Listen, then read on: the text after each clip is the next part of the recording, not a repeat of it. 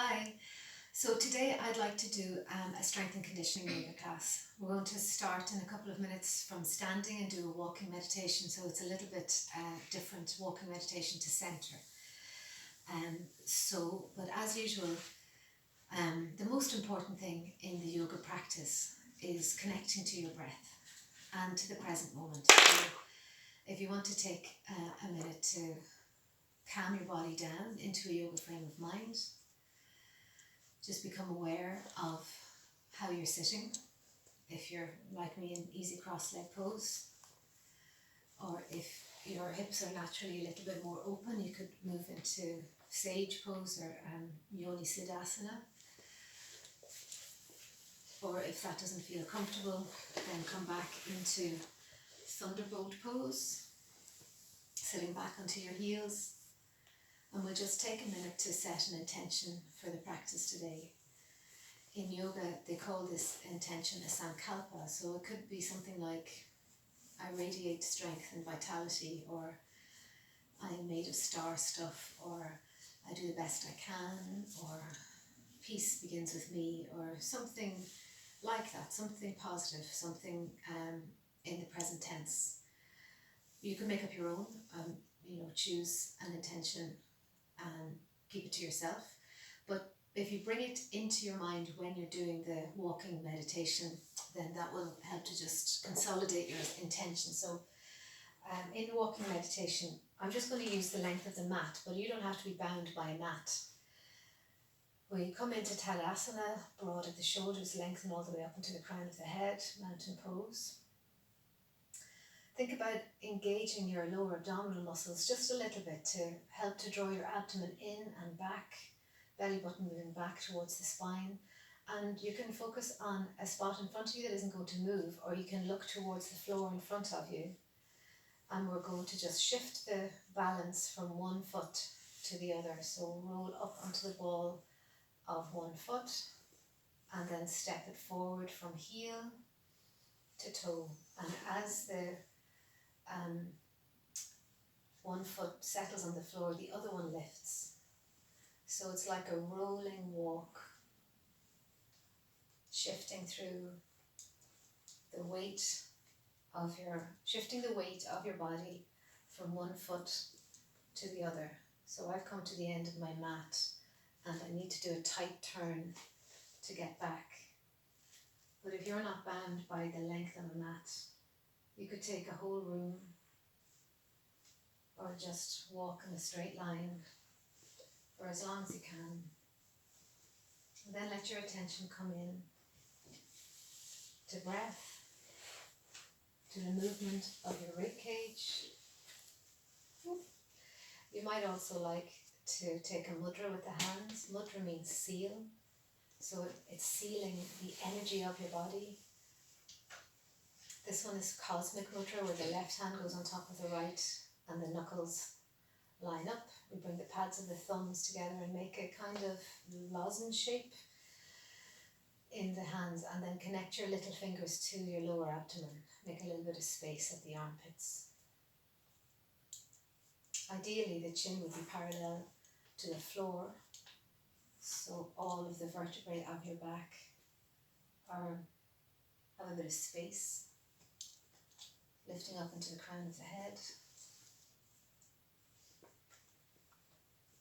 So just take a couple more laps to center in, to be here now, just this body and the breath moving through it. Let all of the concerns of your day fall away. This is a time just for you, for your own self-care, checking in with your essential self. So I think that's probably enough. We'll start to limber into the body next. So more walking, but on the edges of the feet. So we're going to look at walking along the outer edge from your little toe down to the heel on both sides. And again, I'm going to take the length of the mat, just forward and back, small steps.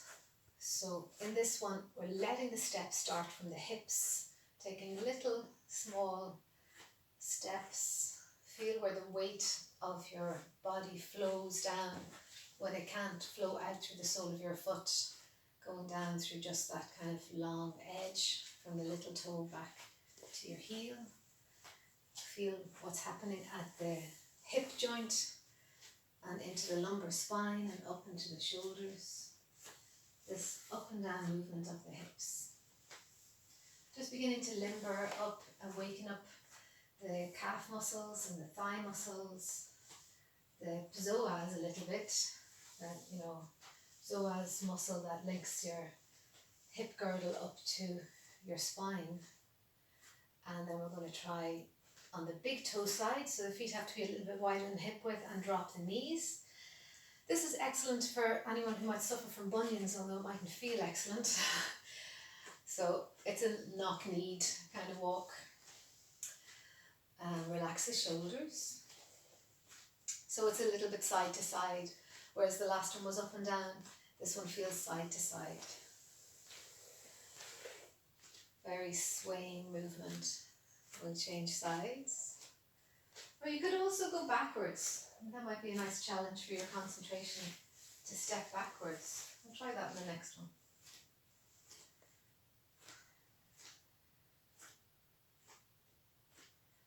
Okay. So we're going to come up onto the tips of the toes.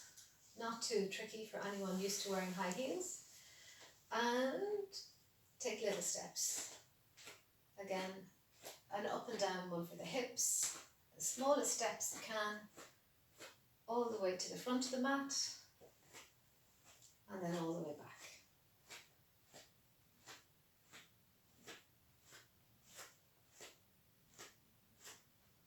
Whoops, I got a little wobble there.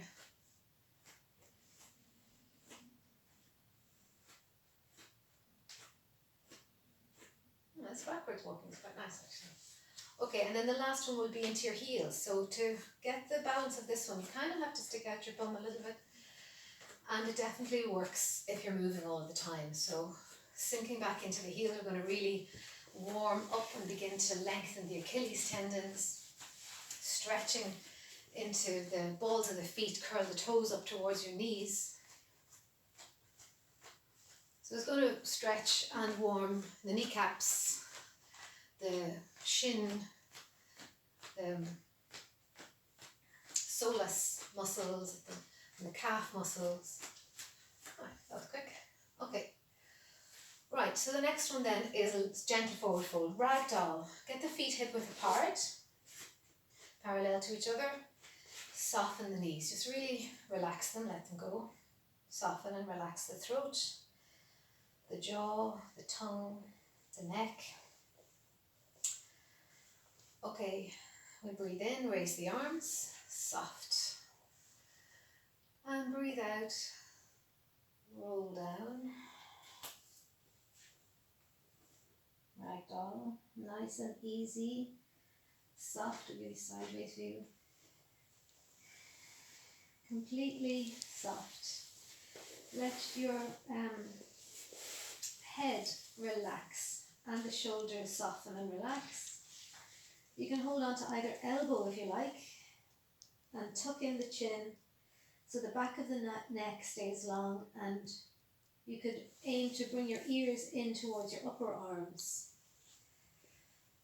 and really just soften into it. And then we're going to begin to sway from side to side, and as we sway then we can also straighten out one leg, sway over to the other side.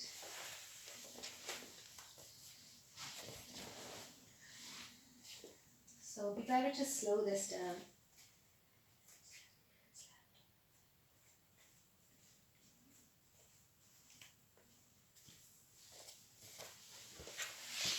Okay, and next up we're going to integrate an arm movement. Hands come to the hips. And we'll extend one arm up and look to the thumb. And then breathe out, lower down. Bend the knee again, other side. Straighten the leg. That corresponds to the arm that's lifting. Breathe in to look up to the thumb. Breathe out, lower down, bend the knee.